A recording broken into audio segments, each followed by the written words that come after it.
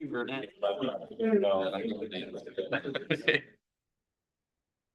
paper. And I unmuted you. Okay. You're unmuted. Tina, welcome. Glad to have you. Well, thank you. Hey, this is Tina. So I thought we'd maybe talk to you after the meeting. Chat more friendly. Well, we've even gone one better than that. We've talked right now. Oh. Last name, Tina. Burner. Adcock. Put that ching, be sure Yeah, I that. can't. 2 words, Adcock, A-D, David, C-K. Hyphen Thomas. Another hyphen. That's so close. You can join us in the hyphen and. We'll start with an S though. Damn tonight. All right, we're gonna go ahead and get started this evening with the Centerton Board of Zoning Adjustments, November 5th, 2024, with a roll call. Swoboda, Here. Lee Davis, Here. Ed Lewis, Here. Don Sessoms, Here. Jerry Harris, Here. Craig Langford, Here. Devin Murphy, Here. Joey Engel, Here. Jeff Safar. Here. One more thing on the agenda this evening is the approval of the minutes from our meeting of 10-1 of 2024. John, a motion to approve the minutes from 10-1-24. Motion is second to approve the minutes. Is there anyone that's opposed? All right, next meeting's TBD, and that I would entertain a motion to adjourn the Board of Zoning Adjustments. So moved. Second. Anyone opposed? Right. Now I'd like to call the City of Centerton Planning Commission meeting, November 5th, 2024, with a roll call. Joey Engel, Here. Devin Murphy, Here. Craig Langford, Here. Jerry Harris, Here. Don Sessoms, Here. Ed Lewis, Here. Tony Davis, Here. Randy Swoboda, Here. Jeff Safar. I'm here as well.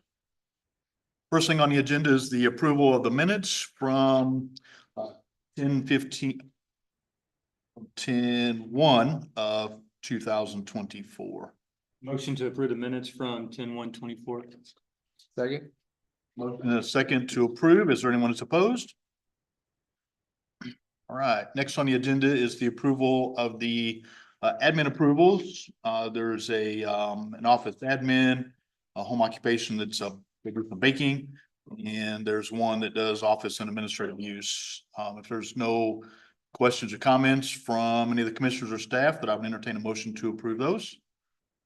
John, a motion to approve ratification of administrative approvals as described. Tony, a second. Motion is second. Is there anyone that's opposed?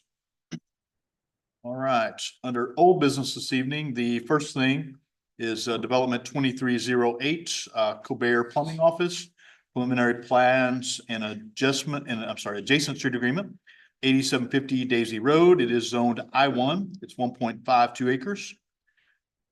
And I would entertain a motion to bring this back to the table. This is Craig. I make a motion to bring development 23-08 back to the table. Second. Motion and a second. Is there anyone that's opposed? All right, is the applicant here to give us an update on from the last meeting? Hi, Molly Robb with Odyssey Engineering. I think we've got a couple people from the ownership group as well here potentially. Okay. They were hoping to be here, but since last time, I think the main 3 things were some lighting concerns, which we addressed with the lighting plan. The adjacent street agreement, which we've submitted the cost estimate to Alan. I think he approved that for you guys to review, and we can discuss that. And then the parking lot pavement. We discussed that with the client, and they're definitely open to paving the first 20 or so feet into the property. But with Bradford Flats not being, Bradford Flats not being paved currently, that's kind of the question as far as how that would work. So whether that's going to be done whenever that street is paved or with this project is kind of the question that we have for you guys. We'll have that discussion in a minute. Tara, do you want to cover anything or give us an update? Any detailed update? This is Colbert Plumbing Office. This was previously tabled on 10-1 for the Buckhorn Flats improvement and the cost estimate for the street improvements, plus the option of paving the parking and also paving the apron off of Buckhorn Flats. But and then we did get the update on the lighting there, and we do have an updated lighting plan, photometric plan for the street light that is provided off of the entrance off of Daisy Road. And plus the wall packs that were previously proposed as well. Okay.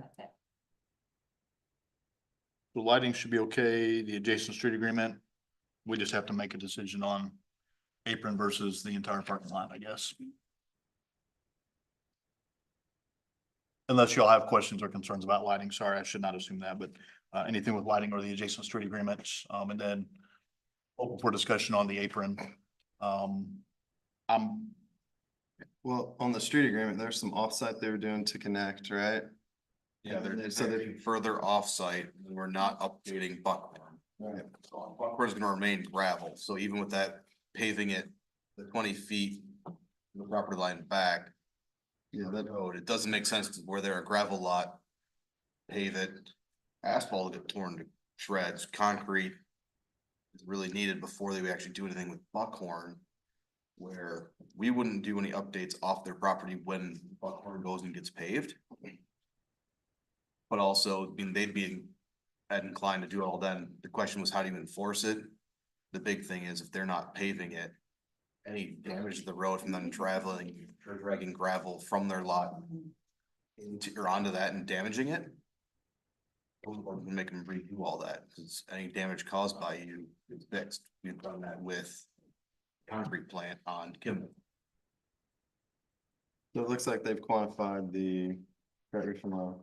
You got the offsite section, you got your Daisy Road that you're doing, right? Right, so we split it up into the frontage section that would be required, just typically per code, and the offsite that we agreed to do, and then the additional improvements for Buckhorn Flats, and there was some things about the street section last time. I think that was slightly incorrect, it's just a minor arterial, not a major, and so with that downgrade, it would just be a 2-lane asphalt road. These improvements, and that's what we quantified with this cost estimate.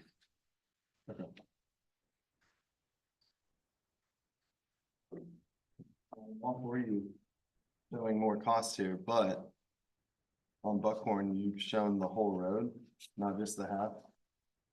That is what I understood to be the requirements. So same as Daisy's 22-foot lane, 2 lanes, 11-foot each side, with the gravel underneath. And we took into account existing gravel, so that's not double counted in the cost. So it's just a new gravel to be required for those improvements. What about subgrade? That's, yeah. Yeah, that would be assuming the existing street bed is gonna meet your specs. Okay. There may be some additional costs associated with But, sections that don't. but we're assuming that it's 22 not now, and it's gonna remain 22 with your cost estimate, so there should not be any under. So if you can pull the plans, it kind of shows a little easier. Obviously existing street does not follow section lines perfectly, so there's a section on the south side of Buckhorn Flats especially that does not currently have gravel on it, and that's what we included with the upgrade that would be additional in that section there. And then on Daisy, there's a couple sections where the gravel wasn't wide enough. I think existing is 19 foot, so we included required for that.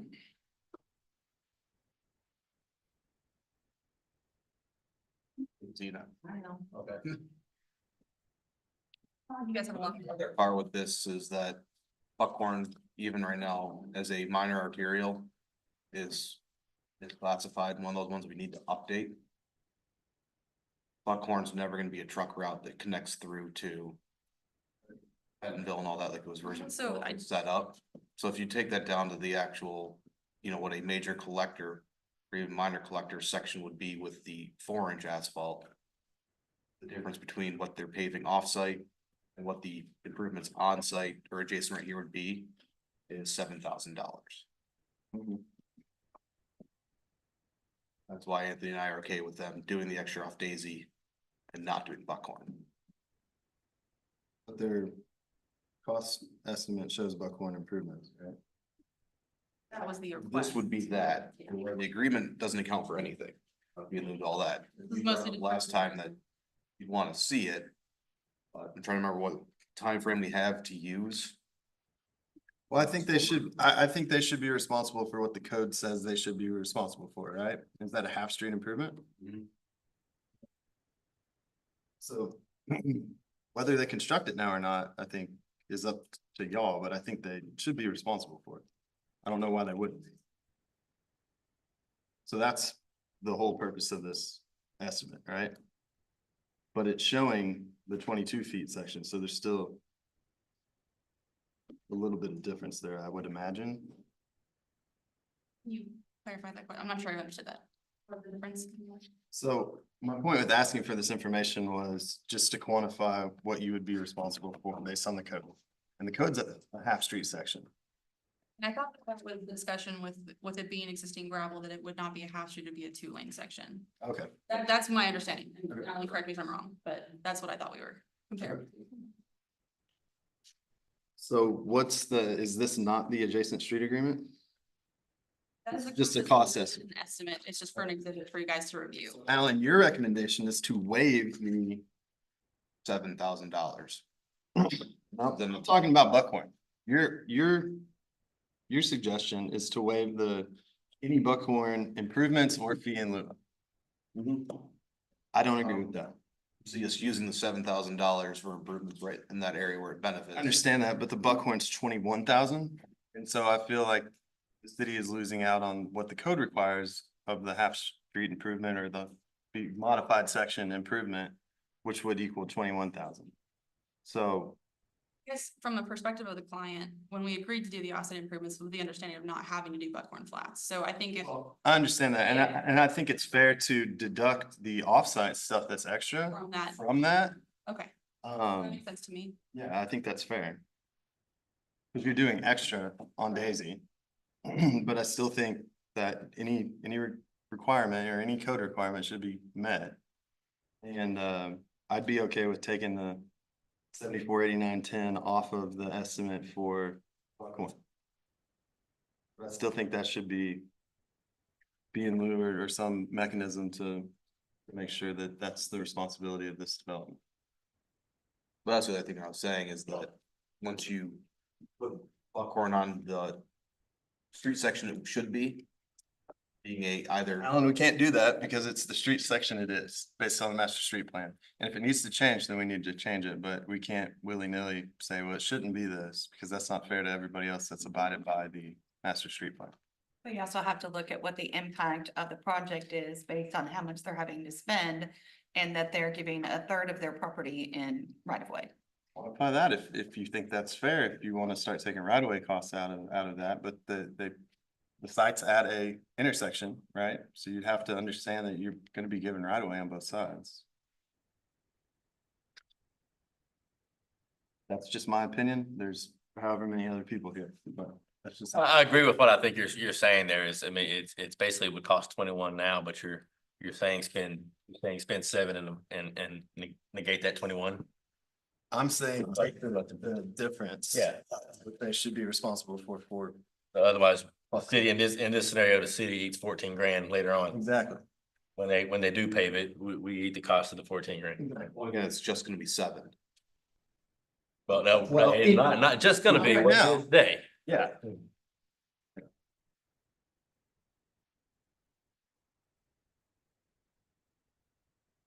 And you talked on this the last time, what do you think? Yeah, I mean, I think it's bring it up to what code requires, and I think that's important.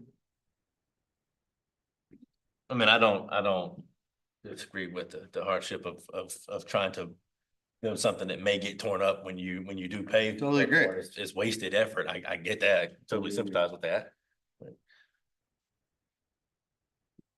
But you do in lieu of, in case, and if and when Buckhorn does change, then that in lieu of changes at that point. It says if it does change, when it changes, then you come back to it and say, well, that fee changes now because the intent changed.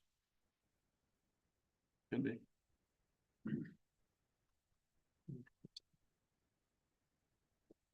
Let me ask you this, the fee in lieu of, that goes away after 5 years if no improvements are done, correct? So it goes back to the developer, if no improvements are made. And then what do they need to do? What does the code say that they can do? No, I'm with you. And I'm just saying that I just want to bring that. Yeah. But I think in I'm doing on that, board with Joey's saying it's code. They need. Is there another mechanism? If they want to take in the right of way or whatever and cost that out and the other, what we were talking about. What was it, the additional? Offsite? Offsite? Offsite, right? If they want to do all that, it evens out. I mean, I'm okay with that. I'm on board with what Joey's saying. I'm just saying, That's a problem. Could be a problem. I'd also want to say, you're saying it's not fair to the people that didn't do it. You look at the landing, Buckhorn Flats extended. Because this, we knew that this, the street agreement or the, master street plan needs to be updated. They designed Buckhorn Flats extended where that would be as a collector, not as minor arterial. So like I said, you take that. So that's something that what I'm trying to go for is consistency. Yeah, and. So if that's something that we've done, then I think that's a discussion that we need to have. And we that's need for to us get saying that. more so that 6 and 8 goes down to 4 and 6. Okay, well, we need to take that into account and we need to get that revised on the master street plan. If that's the case.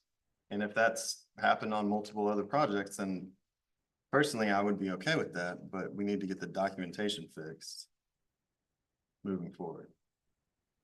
Can we show where we changed that intent for that road on other projects? We did it for the landing, is that same road. That road extended though, but it's not that section, right? I mean, it's everything, because there isn't another major road that it ties into unless you want to count what runs parallel to the construction plant. It's Buckhorn Flats still. Or Buckhorn Flats runs north-south. I mean, it's that section where it's east-west of Buckhorn Flats.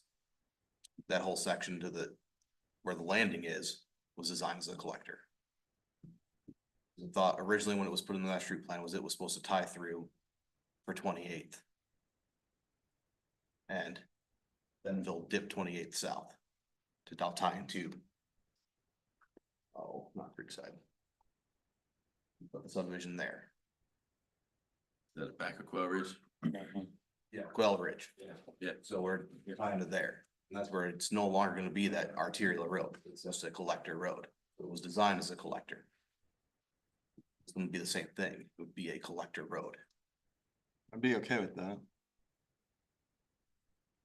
But that was to Joey's point about being consistent. If we held other projects to that being a collector, then yes, we can consider that, but So just that's the section where I was looking at, and then that's where the difference is.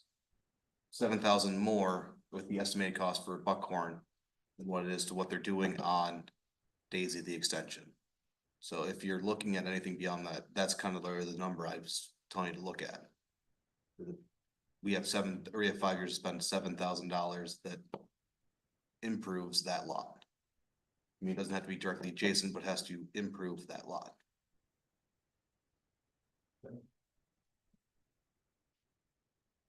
That's what we would ask everybody else to do.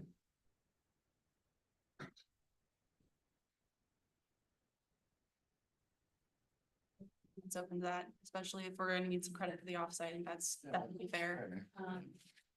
So we can update the cost estimate to reflect, a minor or major? Major or too much, major? Okay. We'll update the cost estimate to reflect that and then show what the estimate would be for fee in lieu.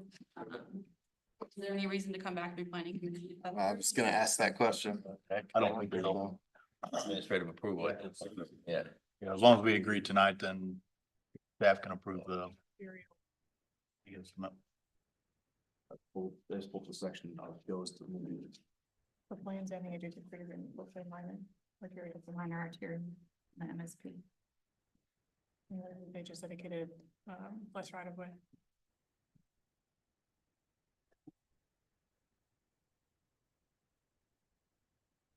Hold on, I'm going back to the staff report for the landing.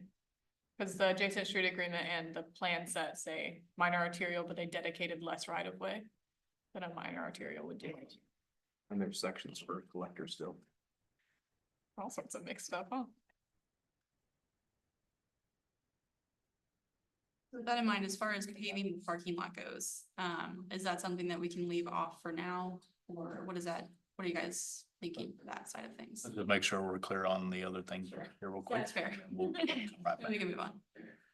Okay, so on the staff report, it said a minor arterial is proposed on the MSP along the south side. However, the city asked the developer to move the minor arterial to the north side due to the proposed widening of Greenhouse Road. Proposed Buckhorn Flats has a right of way of 80 feet and all 80 feet will be dedicated. So I'm assuming we let them dedicate left right of way because they were dedicating all 80 feet on their property. And maybe the other 10 feet comes from the adjacent property. Does the 80-foot right of way match up with the major collector? It does with, yeah, with a major collector. I don't know if the intent was to get that 10 foot of green space on the other property, and then we would have the full 90. Undeveloped Creekside properties. Okay, so we won't. I think that's fair. All right. Does anybody disagree with that? All right, All right, parking lot. now to the apron. That doesn't bother me. I mean, I don't disagree that there's no reason to have a hard surface there coming onto and off if it's gonna remain gravel. Does anybody disagree with that for now? No. We're just talking about. Molly, what did you propose? Yeah. Oh, we're not doing any. No. So let's go back and look. Sorry. What did you propose? All gravel? So I think they want to keep the interior gravel from a maintenance perspective. All their vehicles are very heavy and can like cause a lot of maintenance issues and asphalt. So they'd much rather keep a gravel interior if they can. They understand the intent of not wanting to track out. So I think they're open to paving that when Buckhorn Flats is paved. But until then, it doesn't make much sense. So Paving, there's not a, what's that? paving the Daisy Road. We are paving the entrance on Daisy. Daisy, okay. And then through to the ADA parking on that side. So, yeah. I know that's not really something you guys could necessarily make a condition of approval. So I wasn't sure how you wanted to handle that, but What do you mean? Can you do a developer's agreement? future improvement to the property, kind of a gray area, so. I don't think so. I mean. Like, it I don't certainly- know. It can certainly be something that we would make for the record, that that's the intent of it. And then 5 years from now, if the road gets developed and one of us is still around and remembers remotely that, Yeah. oh yeah, by the way, we should go check the plumbing company and make sure that they do their apron. That's exactly our It would be part of the record, I think is probably the best way to handle that. they definitely want to keep that area looking like good long-term, so. So is everybody in agreement with that? So with those. Can we clarify, are you guys saying that Buckhorn Flats can be designed as a major collector instead of a minor arterial? Is that what we decided on? That's what Alan said. I will say the only difference between the minor arterial and the major collector is green space. The road section is the same. It's. It's still Pavement. Pavement section. It's the Thicker thickness. is your alternate truck routes, so. Yeah, then I think that's fair. Yeah. But I would like, Because everything on the landing says minor arterial standards. well, but they did 80 down there because we couldn't get any more. Yes. I think that kind of locks it in. But I would like to work towards getting that changed on the master street plan. The major collector. Yeah.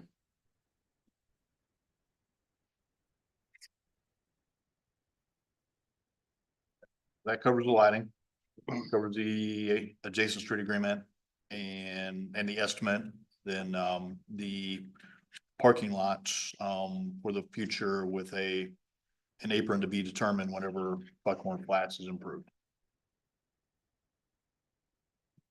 Sure, that covers everything, right? Are there any additional questions or comments? If there are not, then I would entertain a motion for Development 2308, Colbert Plumbing Office preliminary plans on adjacent street agreement at 8750 Daisy Road with our, conclude our discussion this evening. John, I motion to approve development 2308, pending administrative review of the adjusted estimate for the off-site improvements and credits given. And assuming the adjusted intent for Buckhorn Flats as a major collector. Second. Motion and a second. Is there anyone that's opposed? Yes. I'm out of paper now. Greg will help you out. All right, we're gonna make a pivot for those of you that looked at the agenda. Because we have some additional old business. So development 2403, the Centerton Flex Space. Preliminary plans at 1812 East Centerton Boulevard. As a reminder, it is zone C2, 1.59 acres. And I would entertain a motion to call this item back to the table as well. John, I motion to retable development 2403. Back to the table. Bring it back to the table, not retable it. Second. We'll add another chair to the table and pull it back up. We do have a second, to bring it back to the table, John. You want to give us an I update? hope we on- don't have to retable. on what you guys have?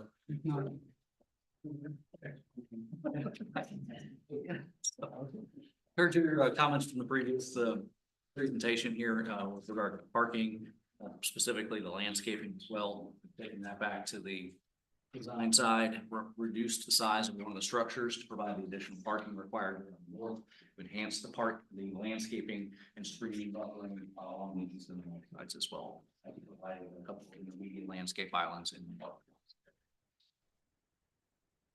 All right. Sarah? Anything additional? Just like they said, they added additional parking, reduced the size of the west side building. They also added some landscape islands that we had previously told them to add to their parking lot, and then they also added, they added plants to the east side by the property line for a bit of a buffer. And then there's a fence that runs along the back end, along the side as well, but nothing additional. So you basically just reduced that west side building this way so you could park on the north side. They do meet it. They do meet the requirements. Now it's 1 per 500 square feet. Everything we talked about, wasn't it? Mm-hmm. Looks like it fits to me. Any any additional questions or comments from any of the commissioners? Thank you, guys. If there are not, then I would entertain a motion for development 2403 Centerton Flex Space preliminary plans at 1812 East Centerton Boulevard. Okay, I'm gonna make a motion to approve development 2403. With some minor comments remaining. Second. Motion and a second. Is there anyone that's opposed? All right, thank you. Okay, thank you. Under new business, first thing this evening is PUB 2402, the police department expansion. This is the preliminary plans at 220 Municipal Drive. It's zoned C3 and it's 6.55 acres. We've already voted no. Nope. Ain't happening. I lied. Hilarious, because I was just gonna automatically vote yes, just. His license plate number is 13. Just give us a brief overview what you guys are doing. So we're looking at on the west side of the building at approximately 3,000 square feet. That'll be attached to the current structure. There's some heavy remodeling on the existing structure. Also adding a, if we can, budgetary, an outbuilding. They'll have some garage space, workspace for vehicles and long-term storage. Maybe changing the pond a little bit, retaining wall. Yeah, a little more than a little bit. So. Okay. Kayla, would you like to walk us through the Alright. details? So this is our police station right behind us. They're adding 3,000 square feet of building and they're having to redo the pond. The biggest thing I want to mention for this is the pond. So the existing detention pond will be updated to include a retaining wall along all sides of the pond. For the drainage manual, a 20-foot horizontal distance is required between the 100-year water surface elevation and the minimum FFE of structures. On October 8th, the city council approved a waiver from the drainage manual to allow a 10-foot minimum horizontal distance between 100-year and structures. The design still maintains a 2-foot vertical distance between the 100-year and minimum FFE for structures. The pond as it exists doesn't comply with the drainage manual's requirement for 20 feet horizontal separation. And a waiver for the original design couldn't be located. However, the city engineer did approve the drainage as proposed and supported the waiver. It actually improves conditions because the way they're framing it, it'll be 10 feet a flat surface, whereas right now, if you walk back there, you walk out the door and it's like woof, into the pond. So it's an improvement. Now we have a waiver on file. For parking, they meet their parking requirements as is, so they don't have to add any additional parking.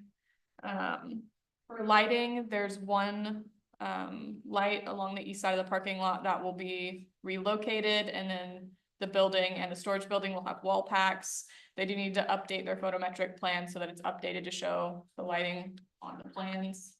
But other than that, that is all. If you have any questions, let me know.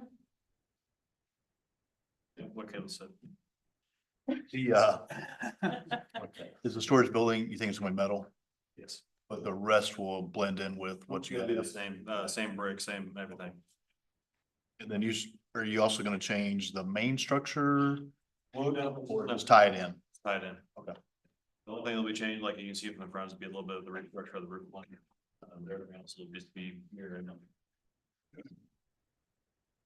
The lighting plan on the west property line, it looks like you got some going, don't quite taper off. I don't know if they can adjust the housing on that light or something, but So we addressed that even with when they put in the new lighting back there, they have deflectors on them. There's also another street light on that side that's not shown on the photometric plan that needs to be updated. Cause there's a street light over there right now. Yeah. see that 0.6 if you go down just a Yeah, little bit. it jumps pretty high. Yeah. All the lighting. Oh, the 19-1. I see, you're good. It was all addressed when we did the new lighting with the city hall project. Oh, also they're gonna be adding trees to their pond instead of a trickle channel. We're gonna get trees, yeah. Thank you. Trees or dead trees. We're running some. They're gonna be in the pond, so I hope they live. Yeah. Well, not at Crystal Cove. Mhm. The engineer said we could. Any additional questions or comments on the plans for the expansion to the police department? If not, then I would entertain a motion for police department expansion preliminary plans. Again, it's a 220 municipal drive. So moved. Second. Motion and a second. Is there anyone that's opposed? Thanks. Good luck. I'll make sure eating. Yeah. He's gonna go leave now. All right. It's unusual for Devin to speak, but yes, he did. You want to get that one? Make sure you get a name on that one. Next on the agenda is PUB 2403 Corner Woods Park Playground preliminary plans. It's at the southeast corner of Seba and Keller. I guess it's owned by the city. How are you tonight? Give us an overview of what you guys are gonna do. Yes, we received a Walton Family Foundation grant to help support this park.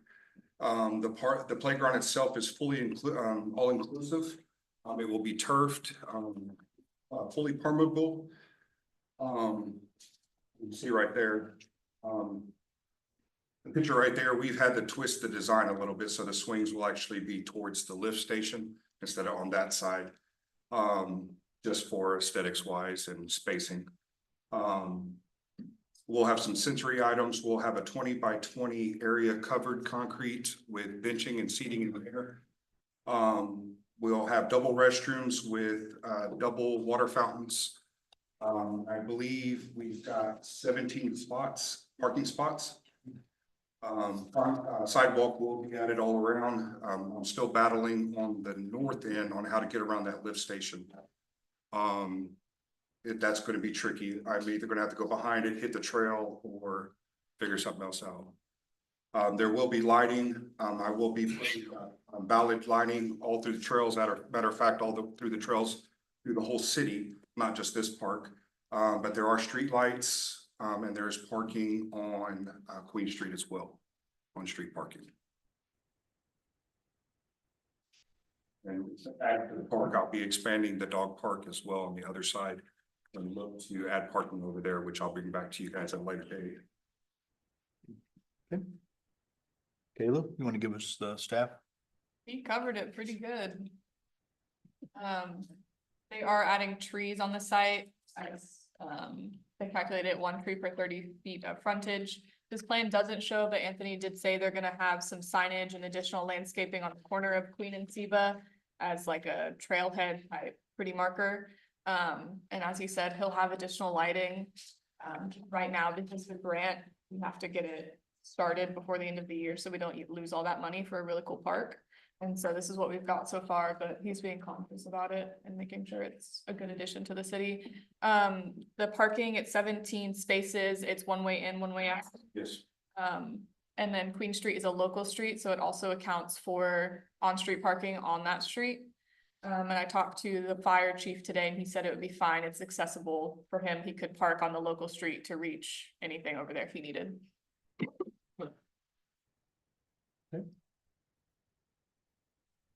Any additional questions or comments from any of the commissioners? Pretty awesome. If there's no additional questions or comments, then I would entertain a motion for Cornerwoods Park Playground preliminary plans at the southeast corner of Seba and Killer Road. Tony will make a motion to approve, PUB 2403, Cornwall Park Playground addition. Motion and a second. Is there anyone that's opposed? Thank you. Awesome. All right, next on the agenda is subdivision 2113 Daisy Road duplexes. This is the final plats and plans at the northeast corner of Daisy and Brookside. It is zoned R3D and it's 8.18 acres and 20 duplex lots, totaling 40 dwelling units and 1 retention pond. The applicant here, you want to give us an overview? Yeah, I'm Dustin Higgins with Half. This is off the corner of, excuse me, Daisy and Brookside. This is 20 duplex lots. And as you can see in the staff report, we had some outstanding comments before tonight. That was placed on the agenda with outstanding comments. We submitted record drawings and final plat to address those comments last week. And the developer and contractor have addressed those comments on site. And I don't want to speak for staff, but I believe the site inspection passed today. That's true. Yes, that is correct. We were both out there today. Close. It was for yesterday, but the weather said, yeah. Yeah, there were like tornadoes or something happening yesterday, so we decided we didn't want to go check around outside. Yeah. It's a little rain. And you had 7 hours to get out there beforehand. Scheduled for That would've 3:30. been my luck. You had all, The warning didn't go off till 4. yeah. What the heck? And I was done with dinner by the time it started raining. Kayla, would you like to cover the staff comments, please? So the report looks a little scary because I wrote it last week before they resubmitted everything and we had our final site inspection. We did have our re-inspection today and they did address all items, including the largest one in this report, which is that they were missing a street light at the end of the street that dead ends in the pond. We felt that that was a pretty important street light to ask for since the other lights in the area don't really cover that. There is a stub out for that light now for Carroll Electric, and we did get their light requisition request to add that street light, so that's covered now. We don't have to fret. The covenants, we got the updated covenants from the developer that addressed all of our city attorney's comments, so those are good. There are still some minor comments remaining on the as built in the final plat, but they're more minor labeling now at this point, so nothing too concerning. The only other comment that's outstanding that I can't really speak to is the outstanding engineer comments on the drainage report. So I don't know that Alan has had time to look at it yet. I looked at this middle today. It's fine. There's just minor discrepancies in what they have between the drainage report and the plat and the finished floor. It's a 1/2 inch. So those have to clean it up for what gets recorded. So they all say the same thing. But we have a 2-foot vertical buffer and all that. 1/2 inch isn't gonna change anything. The bond estimates have been approved. We had drafts of the bonds, well, the streets and drainage bond, but the amounts have been approved. We're just waiting for the final issued bonds. So they don't have anything too concerning outstanding, and we would recommend approval contingent on them addressing those minor comments. Any additional questions or comments from any of the commissioners? If they're not, then I would entertain a motion for subdivision 2113 Daisy Road duplexes, final plat and plans. to improve 2113 Daisy Road duplexes final plat and Second. With outstanding comments. thank you. Motion and a second. Is there anyone that's opposed? Thank you, guys. All right, next on the agenda is subdivision 2301 Elegance at Kenyon. This is a request for a one-year extension of approval. As a reminder, it is zoned RTH MF 12. It's 30.06 acres, 205 dwelling lots. Kayla, do you want to cover this, or is Tim going to be on? Not sure if Tim made it on to Zoom. Oh, He raised his hand. okay. Oh, how polite. I'm so sorry, Tim.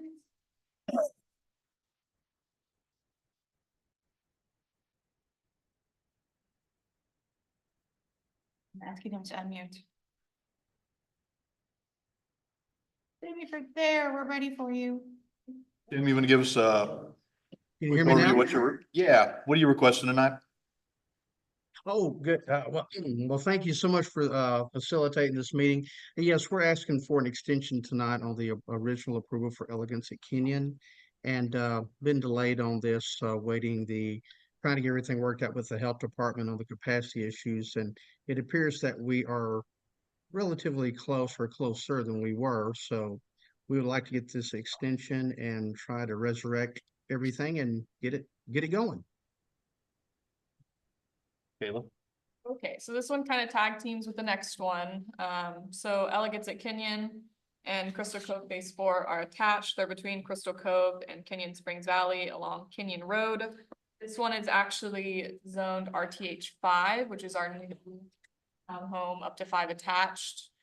And so the difference between those two, because Crystal Cove Phase 4 still adheres to RTH MF 12.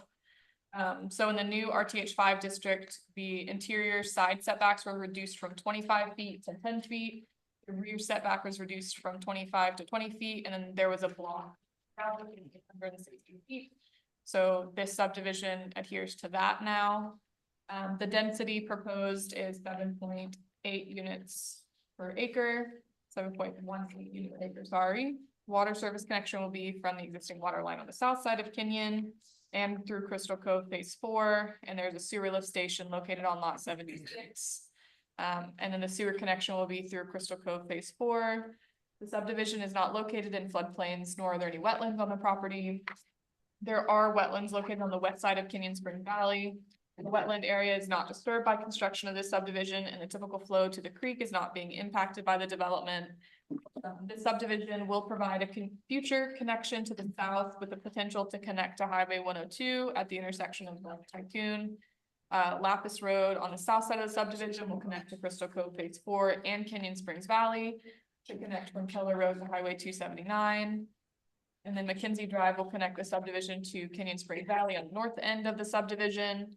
For drainage, a dry detention pond is located on the west side of the subdivision adjacent to Kenyon Springs Valley. This detention pond serves as detention for this subdivision and Crystal Cove Phase 4. So the detention pond has to be constructed before the construction of Crystal Cove Phase 4 can begin. For the adjacent street agreement, Kenyon Road is designated as a major collector with a future right-of-way of 80 feet on the master street plan. So 40 feet of right-of-way will be dedicated with the final plat of this subdivision. A 25-foot paved road will be constructed with no curb and gutter and a 2-foot shoulder. 2-foot shoulders on either side with roadside ditches. Culverts will be provided under proposed street connections to Kenyon, and a 5-foot sidewalk will be constructed to match the sidewalk. Being constructed with Crystal Cove phases 1 through 4. That adjacent street agreement was approved previously. There are street trees proposed along Kenyon Road, but no additional landscaping. There are remaining outstanding comments on the plat and plans and drainage report that were provided to the engineer on February 6th of 2024. A resubmittal has not been received. Summation of the staff comments that were remaining should be attached. I inherited this project. They were attached. But there's still quite a few comments outstanding, it looks like. If it's never been approved, Why are they asking for an extension? It was approved by the planning commission last year, October 7th. Oh, you're saying it hasn't been finalized? Yeah, it was approved with comments last time, and they haven't resubmitted since then. Since February. And if I could interject in here, and the reason that we did not address, even though these comments are not anything that we could not address in a very short period of time, due to the project being put on hold with the capacity with the health department, we felt like we would just, instead of sending them back through again and going through it all over again, that we would just hold off until we got a little bit closer with the health department approval. And so we are willing to address the outstanding comments. They're very small. Like I said, wouldn't take probably more than a day to address them. We just did not pursue it because of the on hold status from the health department.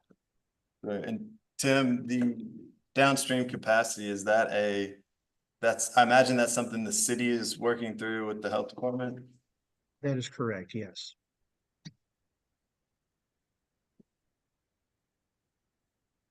The only minor thing, you have the wastewater listed as 76, but I think it's actually 75, and maybe that's just cleanup stuff whenever it gets there, but sure. Even Joey agreed with me. I'll make sure to red line. Any other questions or comments from any of the commissioners, or is anybody opposed to a 1-year extension? If not, then I would entertain a motion for subdivision 2301 Elegance at Kenyon, request for 1-year extension of approval. John, a motion to approve subdivision 2301 1-year extension. Second. Motion is second. Is there anyone that's opposed? Okay, anything we need to know on, so next we'll do 2302, which is Crystal Cove Phase 4, which is also a request for a 1-year extension of approval. Yeah, the only difference for this one is that it follows the old RTH MF12 code. Which means their setbacks are larger, but there's no block length established. So with an extension, you guys have the opportunity to say you want them to follow the new code. I don't necessarily recommend that because it can probably require a whole redesign. But that's the only difference. Doesn't really have much impact. I'm not necessarily in favor of that. Is anybody? Not this time. John, I also motion to approve subdivision 2302 1-year extension. Second. Motion and a second to approve the 1-year extension. Is there anyone that's opposed? All right, thank you. Thanks, Tim. Thank you. And if you haven't voted, you got 45 minutes. You might want to get at it. All right. And vote the right way or don't vote.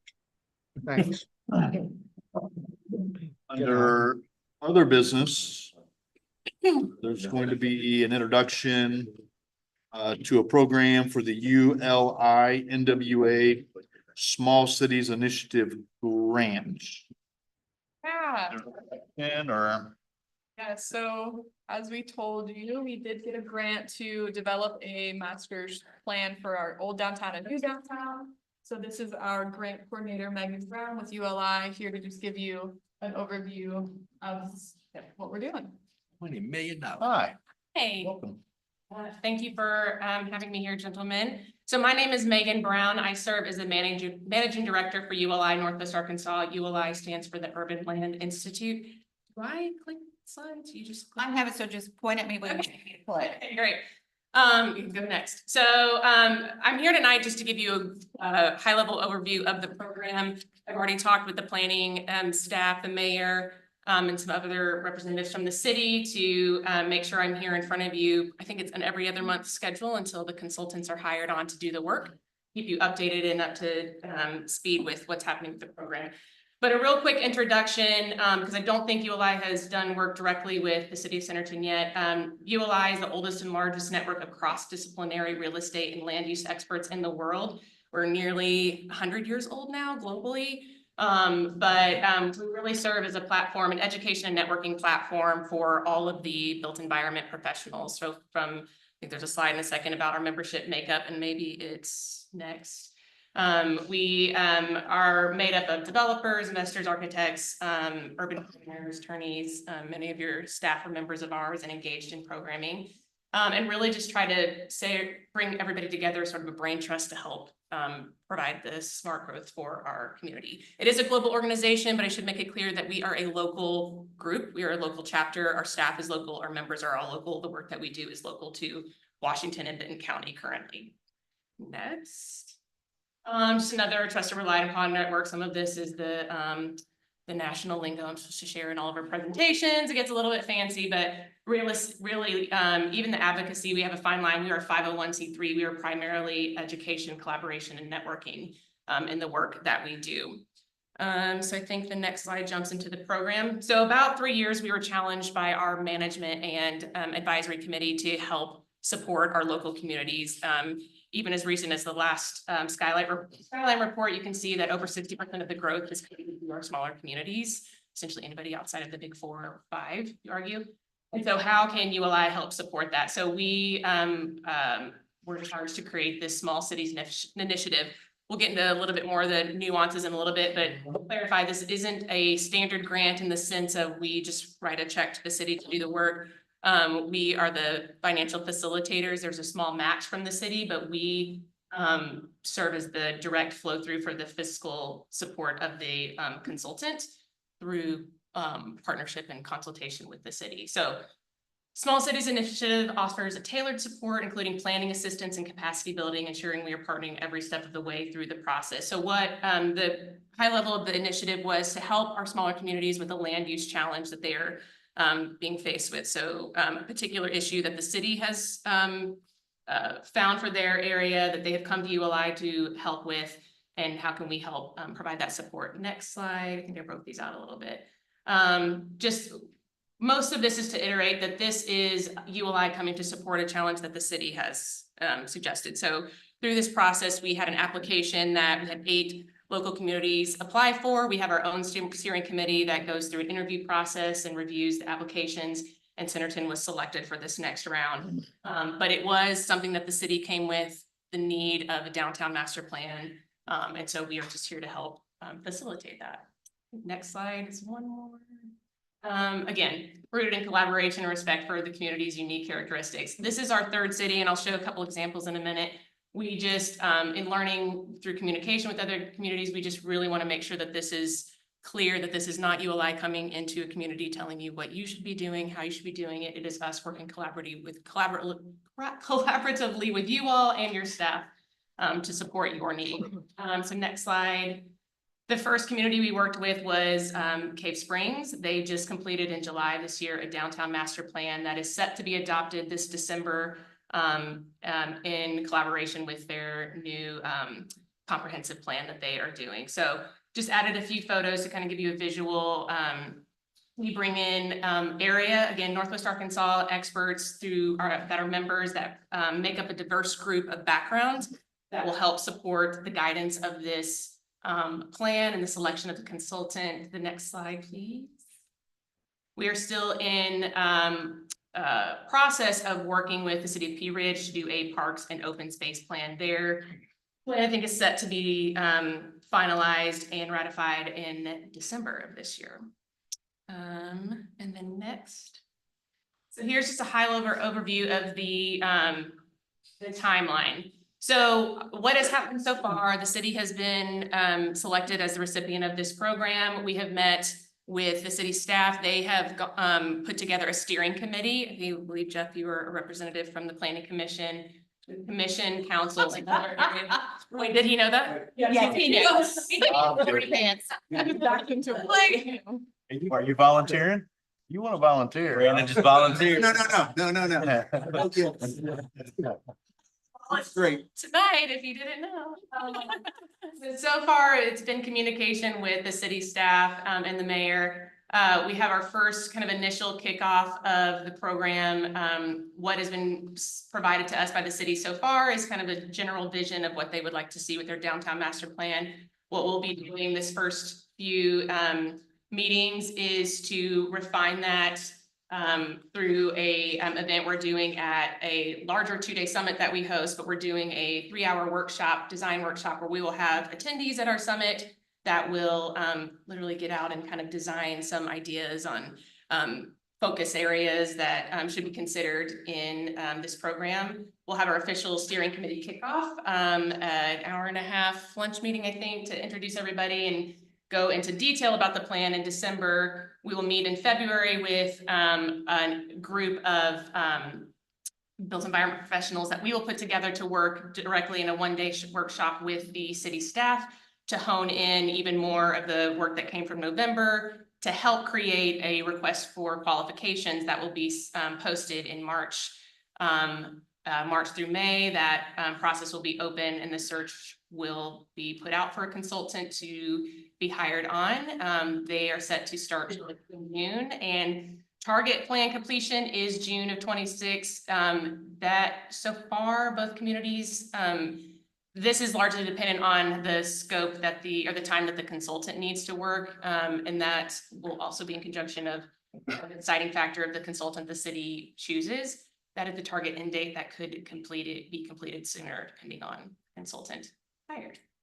I think that might be the last detailed slide I have. Okay, so that's high level. We've met with the city to talk through what that hiring process will be for the consultant. So that will be in conjunction with the steering committee and city staff. It's kind of high level. Questions? Comments? Great. Excited to help. I'm a former resident of Centerton, and I'm very excited to see a centralized. Over, huh? That's for greener pasture, baby. The grass is always greener. What's the fifth? Except 4 big cities, what's the?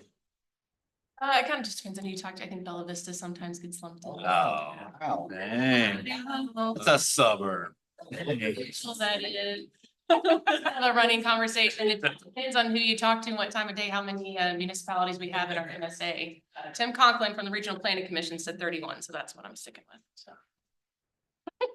Thank you, guys. All right, thank you. Do you need me on the 21st? Yeah. If possible. I don't think I'm here. Well, I'll see what time I get back in town. Okay. I'm gonna Joey is. Oh, Brandon's Brandon. Brandon volunteered to be a backup. Or shut up, man. There's Three names. under announcements, there's a council meeting on the 12th. There's a planning commission meeting on the 19th, which I will not be at. Joey's Joey's in charge. Good luck, guys. The tech review. we're Y'all supposed to move. You'll be here till probably 9. Dinner before you get here. Yeah, well, the tech review, we're gonna have to move. The or cancel 21st. Because, well, we have plans the 21st, so. All right. Then the only other announcement I have is we have done already 3 rounds of public involvement for the community center with people voting on their boards. A good turnout we did, of course, the kickoff meeting, trunk or treat, and then Sam and I went to the high school yesterday. We provided flyers for all you guys. We had 400 and almost 500 people that have completed the survey. And next Wednesday and Thursday, there's 4 of us from the city that are going to tour some community centers up in Kansas City area. So it's gonna be me and Sam, Mayor Bill and Nicola. We'll be out Wednesday and Thursday. We will be here.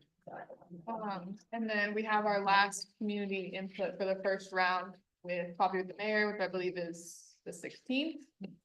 And then, yeah, you guys have your flyers. If you're gonna use the building, please put input for the building. For your family. Super easy. Feel free to share with friends. Yeah, please share. 488 responses. I knew it was 4 something. All right. Anything else from any of the commissioners? With that 19th, I won't be here either. I will double check and make sure I get with them for anything that I need to expound on. I would entertain a motion to adjourn. Second. Motion and a second. Is anyone opposed? Thank you, guys.